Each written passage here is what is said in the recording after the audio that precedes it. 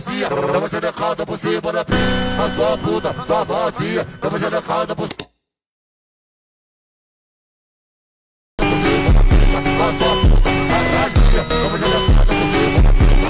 Hello everyone, welcome back to another video. So আজকের এই ভিডিওতে আমরা এরকম স্ট্যাটাস ভিডিও ক্রিয়েট করব অ্যালার্ট মোশন অ্যাপের মাধ্যমে। তোমরা কিভাবে এরকম স্ট্যাটাস ভিডিও ক্রিয়েট করবে চলুন জেনে নিই।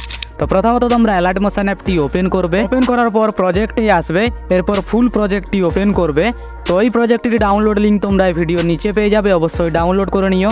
আর সমস্ত ফটো বা ভিডিও লিঙ্ক তোমরা আমার টেলিগ্রাম চ্যানেলে পেয়ে যাবে, তাই টেলিগ্রাম চ্যানেলে জয়েন হয়ে ফটোগুলো ডাউনলোড করতে পারো। তো এই প্রজেক্টটির মধ্যে আমরা প্রথমত করব ফটো অ্যাড। তার জন্য তোমরা স্ক্রল করে নিচে চলে আসবে।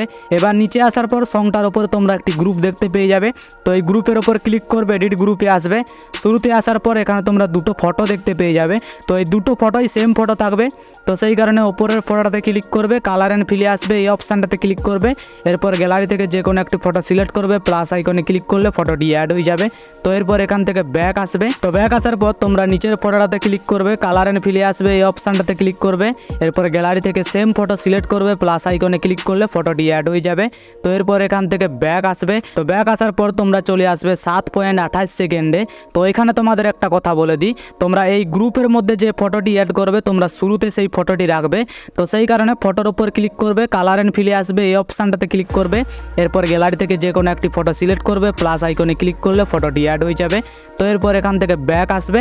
ব্যাক আসার পর পরবর্তী ফটোটার উপর আসবে, ফটোর উপর ক্লিক করবে, কালার অ্যান্ড ফিলে আসবে, এই অপশানটাতে ক্লিক করবে।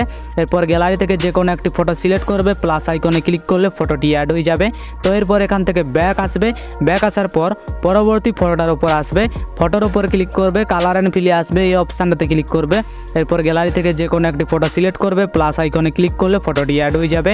তো এরপর এখান থেকে ব্যাক আসবে। তো এরকমভাবে তোমরা সমস্ত ফটোগুলোকে অ্যাড করবে।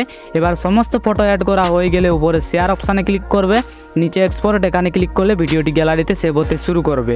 তো এই সাথে আজকের ভিডিও এতটাই। ভিডিওটি যদি আপনাদের ভালো লেগে থাকে তাহলে ভিডিওতে লাইক করে চ্যানেলটি সাবস্ক্রাইব করতে ভুলবেন না। দেখা হচ্ছে পরবর্তী ভিডিওতে। ধন্যবাদ।